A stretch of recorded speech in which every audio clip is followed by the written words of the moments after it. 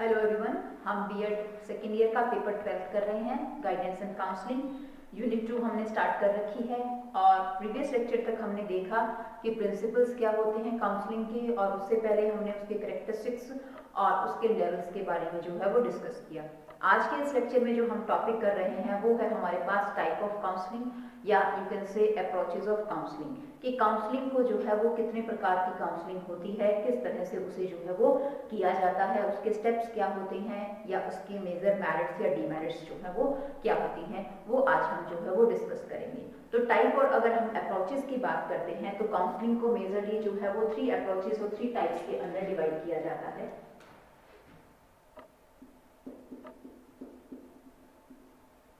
अगर आपसे अप्रोचेस पूछी जाती हैं तो इसका मतलब भी यही है, और अप्रोचेस के साथ साथ अगर आपसे टाइप्स पूछी जाती हैं, टाइप्स भी यही होते हैं।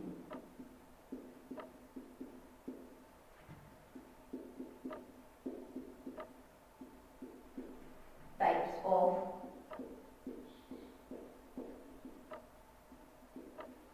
काउंसलिंग, तो मेजरली जो है वो टाइप ऑफ काउंसलिंग या अप्रोचेस जो हैं वो कितने प्रकार की होती हैं? 3 तरह की होती है। सबसे पहले होती है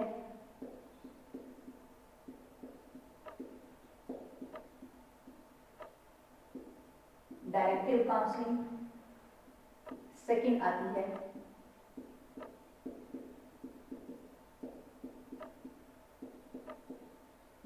नॉन डायरेक्टिव काउंसलिंग,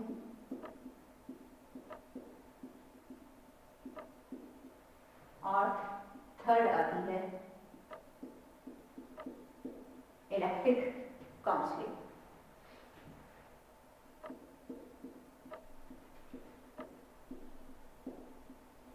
इस लेक्चर में जो हम काउंसलिंग डिस्कस करेंगे वो है हमारे पास डायरेक्टिव काउंसलिंग, की डायरेक्टिव काउंसलिंग जो है वो क्या होती है। तो आइए हम देखते हैं कि डायरेक्टिव काउंसलिंग जो है वो क्या है। मेजरली जो है इसके क्या है, 3 टाइप है, directive counselling, non directive counselling और इलेक्टिव काउंसलिंग। इसे हम अप्रोचेस का नाम भी दिया जाता है, जिसे उपागम जो है वो बोला जाता है। तो मार्गदर्शन के उपागम या मार्गदर्शन के प्रकार जो है वो क्या है, 3 प्रकार के होते हैं, डायरेक्टिव, नॉन डायरेक्टिव और इलेक्टिव काउंसलिंग।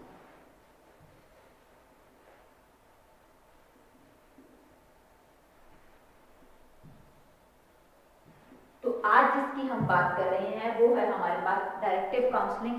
डायरेक्टिव काउंसलिंग को हिंदी में निर्देशन परामर्श बोला जाता है।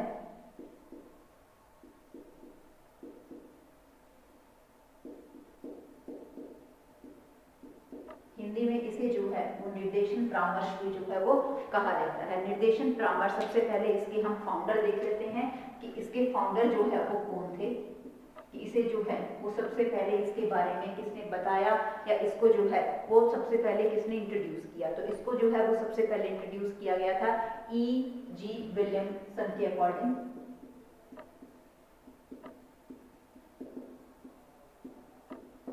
ये जो है वो क्या माने जाते हैं, फाउंडर माने जाते हैं किसके, डायरेक्टिव काउंसलिंग के, निर्देशन परामर्श के। ये फिनो यूनिवर्सिटी के जो है वो एक साइकोलॉजिस्ट रहे, जिन्होंने जो है वो परामर्श का एक तरीका जो है वो बताया।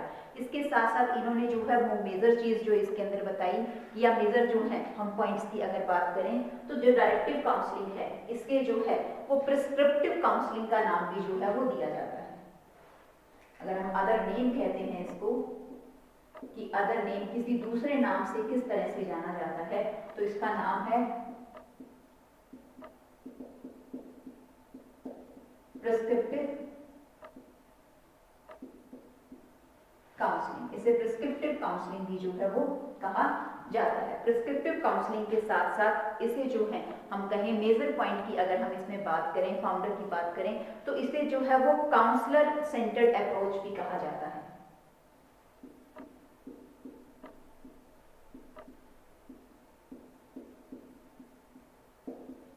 जब हम अप्रोच की बात कर रहे हैं तो इसे जो है वो काउंसलर सेंटर्ड अप्रोच कहा जाता है, क्योंकि इसके अंदर मेजर स्ट्रेस जो है वो किसके ऊपर होता है, काउंसलर के ऊपर होता है। या मैं ये कहूँ कि असम्पशंस जो हैं वो ये लेके चली जाती है कि सिग्निफिकेंट या मेजर रोल जो है वो किसके थ्रू प्ले किया जाता है, वो काउंसलर के थ्रू जो है इसके अंदर प्ले किया जाता है। आप इसके अंदर अगर हम बेसिक एक असम्पशन की बात करें,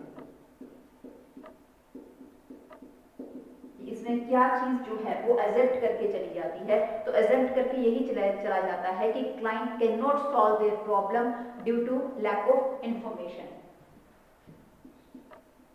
जो क्लाइंट है और हम कहें जो काउंसलिंग है, क्लाइंट भी कह सकते हो आप इसे, काउंसलिंग भी कह सकते हो। क्लाइंट और counselling can not solve their problem due to lack of information।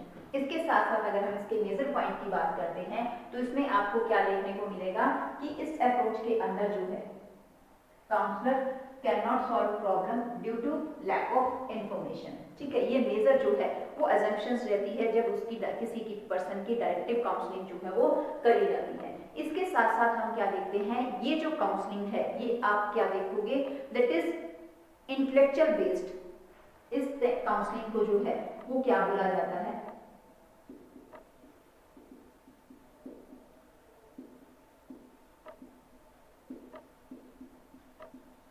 Intellectual based counselling भी जो है वो कहा जाता है। इमोशनल बेस्ड नहीं होते, इसमें इमोशनल एस्पेक्ट्स जो हैं उनको इतनी ज़्यादा जो है वो आप कह सकते हो कि ज़्यादा प्रावधान नहीं दिया जाता या उसके ऊपर ज़्यादा स्ट्रेस नहीं दिया जाता। जब इंटेलेक्चुअल एबिलिटी होती है किसी भी क्लाइंट की, उसको जो है वो ज़्यादा से ज़्यादा इसके अंदर क्या है, हम कहें कि ज़्यादा से ज़्यादा इसके अंदर स्ट्रेस जो है वो दिया जाता है। इसके साथ साथ हम अगर मेथोडोलॉजी की बात करें कि जो डायरेक्टिव काउंसलिंग है उसमें किस तरह के मेथड्स जो हैं वो यूज करे जाते हैं,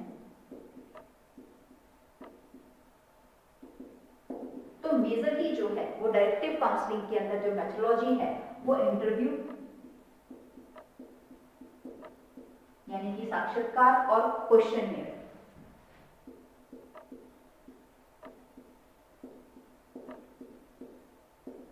एंड क्वेश्चनियर यानी कि प्रश्नावली विधि और साक्षात्कार जो विधि है, इन दो विधियों को जो है वो मेजरली यूज किया जाता है डायरेक्टिव काउंसलिंग करने का। उसके साथ साथ हम कहें कि डायरेक्टिव काउंसलिंग के अंदर जो है जो काउंसलर है वो डायरेक्ट थिंकिंग जो है वो करता है या डायरेक्ट जो है वो दूसरा जो आपका क्लाइंट है उसको इन्फॉर्मिंग जो है वो देता है, उसको एक्सप्लेनिंग करता है किसी भी चीज की, उसको क्या है उसकी एडवाइस जो है वो दिए जाते हैं। तो ये कुछ क्या है मेजर हमारे पॉइंट्स हैं जिसके बिहाफ पर, किसके बिहाफ पर, डायरेक्टिव काउंसलिंग के जो फाउंडर हैं वो कौन है, E.G. विलियमसन, जो कि फेनो यूनिवर्सिटी के साइकोलॉजिस्ट रहे हैं।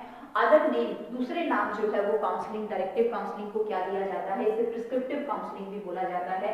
ये जो है ये किस तरह की अप्रोच है, ये काउंसलर सेंटर्ड जो है अप्रोच इसे हम बोलते हैं। एजम्पशंस क्या होती हैं इसके अंदर कि जो क्लाइंट है या काउंसलिंग है वो अपनी प्रॉब्लम्स को जो है वो सॉल्व नहीं कर सकता। क्यों नहीं कर सकता, कि उसके पास किसी भी तरह की सूचनाओं की क्या होती है, कमी होती है। इंटेलेक्चुअल बेस्ड काउंसलिंग कहते हैं इसमें ज्यादा से ज्यादा बौद्धिक क्षमताओं के ऊपर जो है वो स्ट्रेस दिया जाता है, उसकी जो भावात्मक पक्ष है उसके ऊपर जो है वो स्ट्रेस नहीं दिया जाता, या इमोशनली जो है वो पर्सन इसमें अटैच नहीं होता।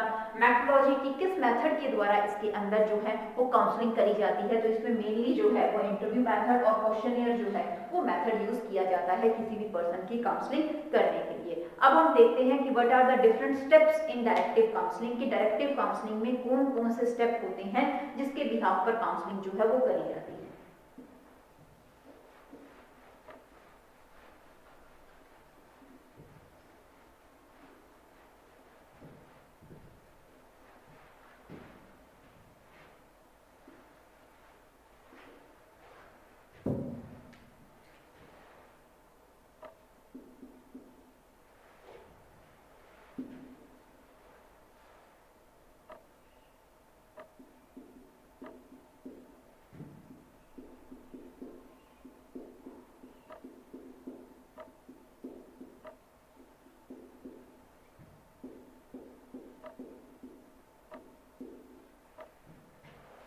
डायरेक्टिव काउंसलिंग के कौन कौन से स्टेप हैं, तो इसके अंदर सबसे पहला स्टेप आता है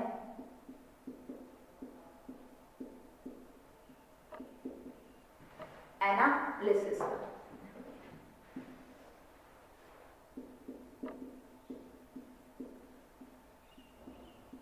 एनालिसिस क्या है, इसका पहला स्टेप है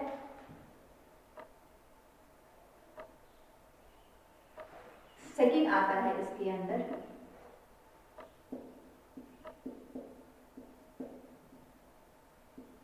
सिंथेसिस।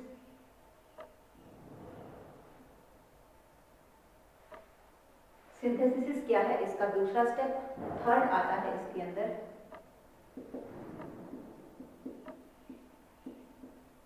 डायग्नोसिस।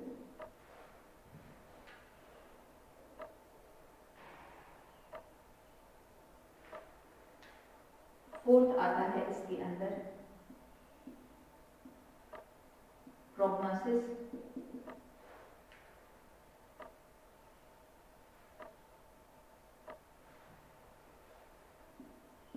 फिफ्थ आता है इसके अंदर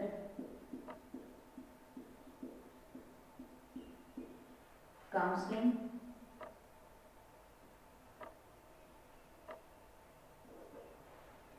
और सिक्स्थ आता है इसके अंदर फॉलो।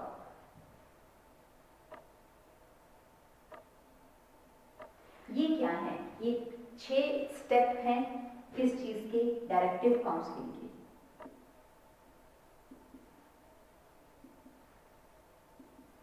चलिए अब देखते हैं हम हर स्टेप जो है वो क्या कहता है। सबसे पहला जो स्टेप है वो क्या है हमारे पास, एनालिसिस।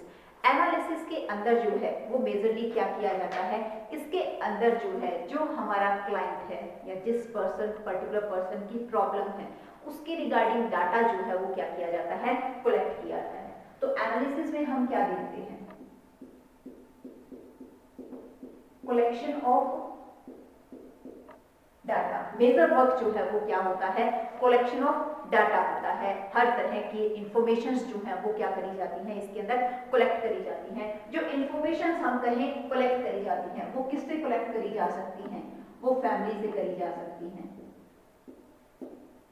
पीयर ग्रुप से करी जा सकती है। पीयर ग्रुप के साथ साथ हम कहें कि एक पर्सन का जो सोशल रिलेशन है उससे करी जा सकती है। उसके साथ साथ हम कहें स्कूल है, स्कूल से जो है वो इंफॉर्मेशन कलेक्ट करी जा सकती है।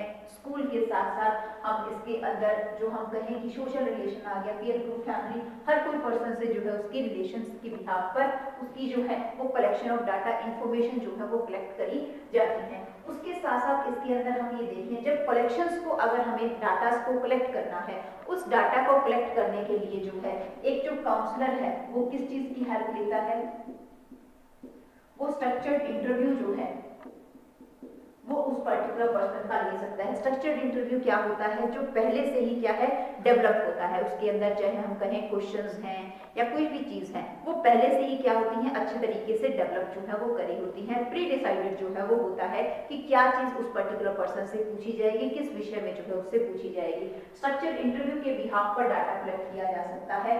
उसके साथ साथ हम कहें साइकोलॉजिकल बेस्ड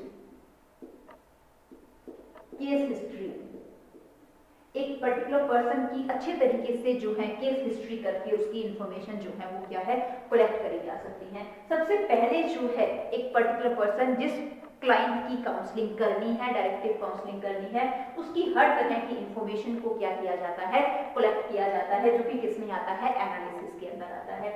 नेक्स्ट आता है हमारा सिंथेसिस। सिंथेसिस के अंदर क्या किया जाता है, that is organising the data.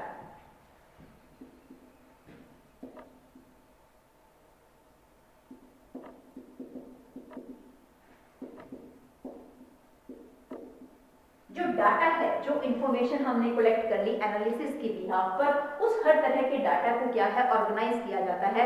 उसको व्यवस्थित ढंग से जो है हम कहें कि उसको स्ट्रक्चर्ड फॉर्म के अंदर संगठित किया जाता है। Organise the data in logical manner, उसे लॉजिकल मैनर में क्या है हम इकट्ठा किया जाता है। जहां हम फर्स्ट में क्या कर रहे हैं, कलेक्शन ऑफ डाटा किया जाता है।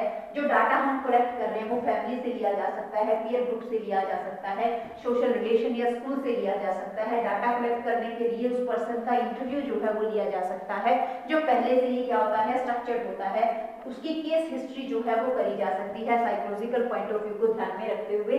सेकंड, जब हमने डाटा कलेक्ट कर लिया उसके बाद हम क्या कर रहे हैं यहाँ पे, organising the data in the logical full manner. Data को क्या है ऑर्गेनाइज किया जाता है in the logical full manner के अंदर, उसे हम ऑर्गेनाइज करते हैं। जब उसको ऑर्गेनाइज किया जा रहा है तो उसके अंदर उसकी आप ये कह सकते हो कि डिटेल जो है वो बना दी जाती है।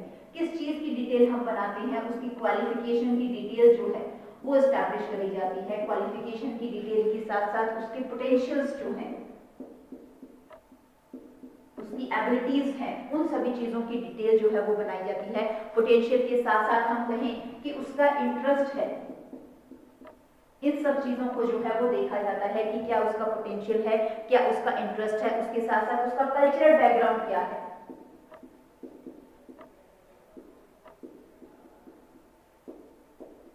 इन सब चीजों को जो है वो अच्छे तरीके से आप कहो कि डिटेल उसकी फॉर्म होती है, उसके पोटेंशियल की, उसके इंटरेस्ट की, उसके कल्चरल बैकग्राउंड की, उसके हर एस्पेक्ट को जो है, जो डाटा हमने कलेक्ट किया उसको प्रॉपर्ली जो है आप कहते हुए लिखा पढ़ा जा सकता है, उसको एनालाइज कर दिया जाता है, अच्छे तरीके से उसकी छानबीन जो है वो कर दी जाती है। नेक्स्ट आता है हमारे पास डायग्नोसिस। डायग्नोसिस में क्या किया जाता है, ये चीज पता डायग्नोज किया जाता है what is the nature and the cause of the problem.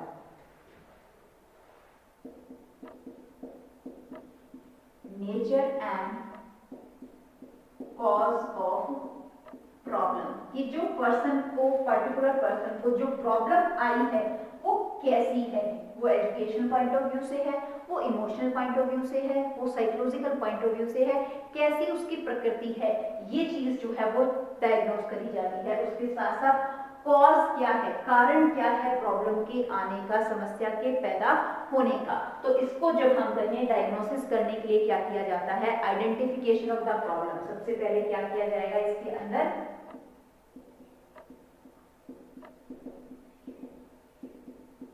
Identification of problem, जो प्रॉब्लम है उसकी पहचान करी जाएगी। पहचान के साथ साथ आप क्या देखोगे, to search the cause of the problem, search किया जाएगा किस चीज को, search the cause of problem, जो प्रॉब्लम है उसके मेन रीजन क्या है, उनको जो है वो अच्छे तरीके से सर्चिंग जो है उसकी करी जाएगी। नेक्स्ट आता है हमारे पास प्रोग्नोसिस। प्रोग्नोसिस के अंदर यहाँ हमने छानबीन कर ली। यहाँ प्रोग्नोसिस का मतलब ही क्या होता है, निदान करना, कि उसकी जो प्रॉब्लम आ चुकी है उसको जो है प्रोबेबल जो उसके सॉल्यूशंस होंगे, जो उसके हम कहें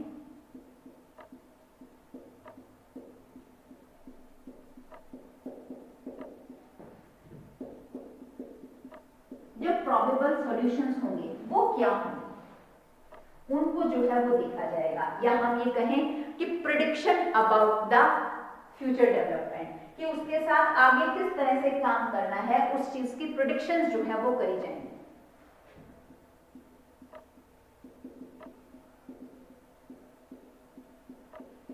prediction about future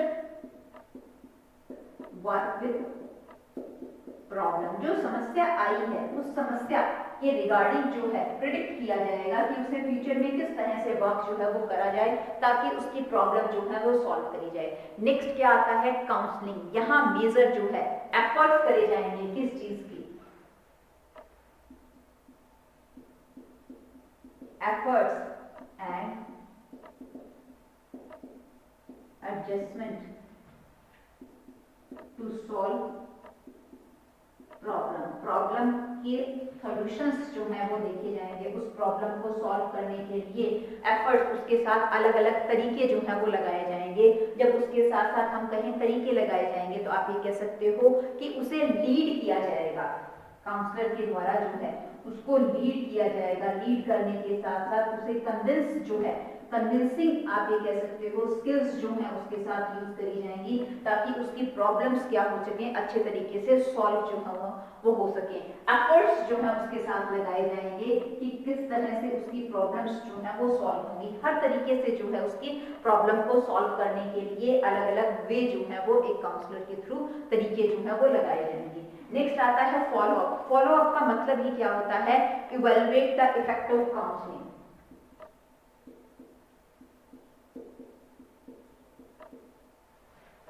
evaluate the effect of counseling।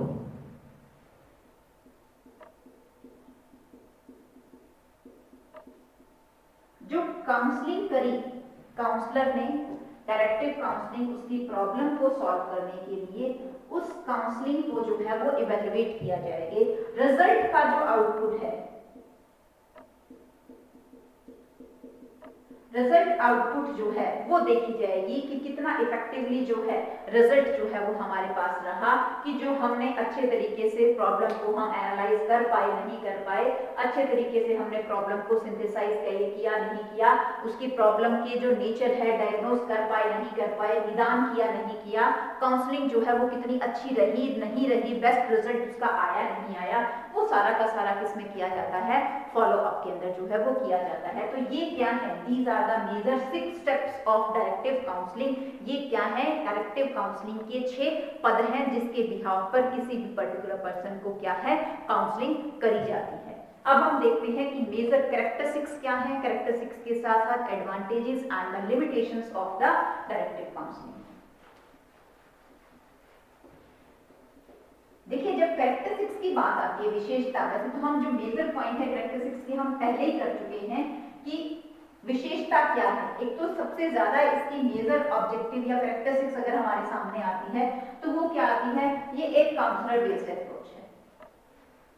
और उसके साथ साथ इसके अंदर आप क्या देखते हो, मेजर जो एम्फेसाइज है यानी कि स्ट्रेस है वो किस चीज पे दिया जाता है, उस पर्टिकुलर पर्सन की किस तरह की समस्याओं को, इंटेलेक्चुअल जो समस्याएं हैं उनको सॉल्व करने के ऊपर ज्यादा से ज्यादा जोर दिया जाता है। तो अब हम कैरेक्टरिस्टिक्स देखते हैं इसकी।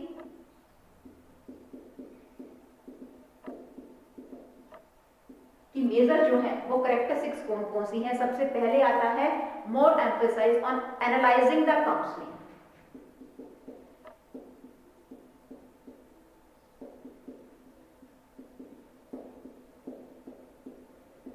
ज्यादा स्ट्रेस किस पे दिया जाता है, एनालाइजिंग द काउंसलिंग के ऊपर। प्रॉपरली काउंसलिंग को एनालाइज करने के ऊपर ज्यादा स्ट्रेस दिया जाता है। इसके साथ साथ आप इसके अंदर क्या देखोगे, फोकस ऑन काउंसलर, जो हमने स्टार्टिंग में कहा था कि ये किस तरह की अप्रोच है,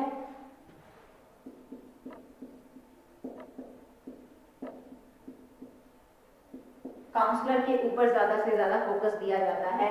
इसके साथ साथ एनवायरनमेंट इज कंट्रोल्ड।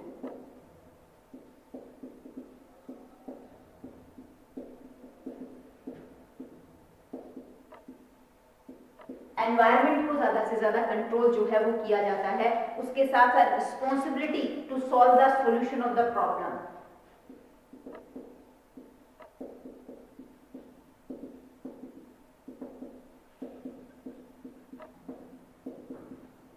प्रॉब्लम को हर हालत में क्या है, सॉल्व करना ही करना है। और उसके साथ साथ हम क्या देखते हैं, इसके अंदर जो है आप क्या देखोगे, जो लीडरशिप की क्वालिटी है वो किसकी होती है, इसके अंदर काउंसलर की होती है। लेस टाइम कंज्यूमिंग जो है, हम इसे मानते हैं ये काउंसलिंग जो है ये लेस टाइम कंज्यूमिंग होती है।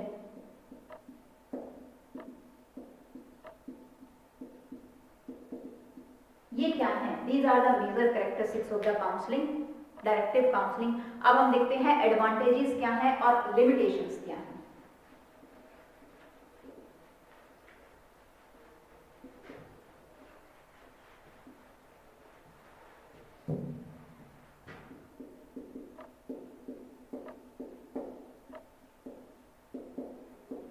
एडवांटेजेस जो हैं वो कौन कौन सी हैं डायरेक्टिव काउंसलिंग की, तो that should be appropriate attention to the intellectual aspect.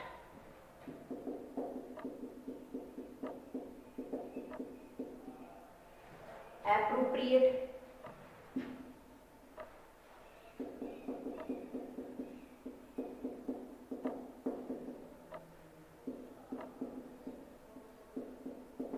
Attention to intellectual aspect. जो एक इंडिविजुअल पर्सन है उसके इंटेलेक्चुअल एस्पेक्ट की ज्यादा से ज्यादा इंपॉर्टेंस दी जाती है। अटेंशन, उसके साथ साथ हम कहें कि attention toward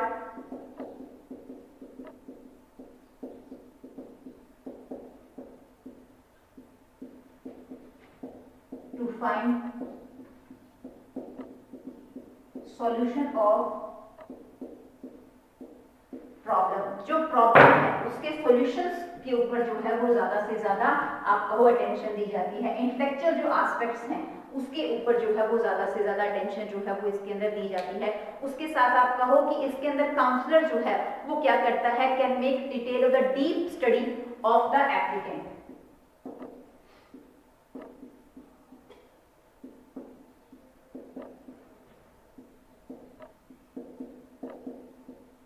deep study of applicant, जो क्लाइंट है उसकी डीपली जो है इसके अंदर स्टडी करी जाती है। और उस डीपली स्टडी का मेजर फैक्ट क्या होता है, उसकी इंटेलेक्चुअल जो एस्पेक्ट्स हैं वो उसका क्या होता है, मेजर इसके अंदर एस्पेक्ट होता है। अब हम इसकी लिमिटेशंस देखते हैं कि इसके लिमिटेशंस जो है वो क्या है।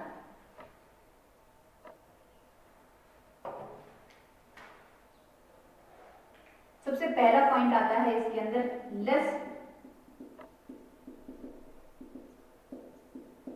Significant on emotional aspect.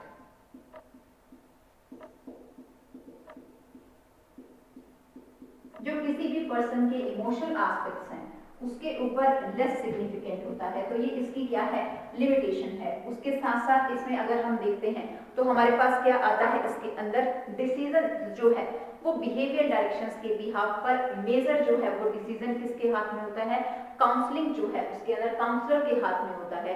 उसके साथ साथ हम कहूं कि प्राइम प्लेस जो है उसके अंदर काउंसलिंग के बिहाफ पर किसको दिया जाता है, काउंसलर को दिया जाता है। और काउंसलर जो है not able to express his emotions and aspirations. जो क्लाइंट है हमारा, काउंसली है, not able to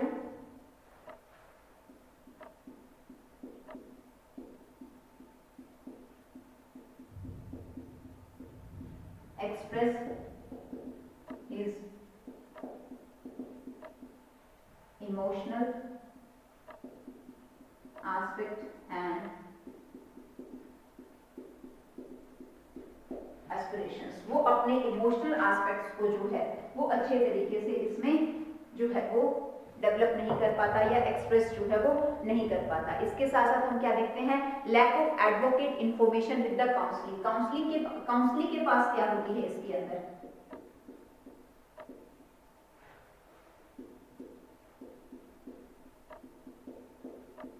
lack of information. जो काउंसलिंग है उसके पास जो है वो कम से कम जो है वो इंफॉर्मेशन इसके अंदर होती है। तो ये क्या है, these are the major limitations of the directive counselling. हमने डायरेक्टिव काउंसलिंग को पढ़ा। डायरेक्टिव काउंसलिंग के फाउंडर थे विलियमसन, E.J. विलियमसन। ये किस तरह की अप्रोच है, इसे जो है वो काउंसलर सेंटर जो है वो अप्रोच माना जाता है।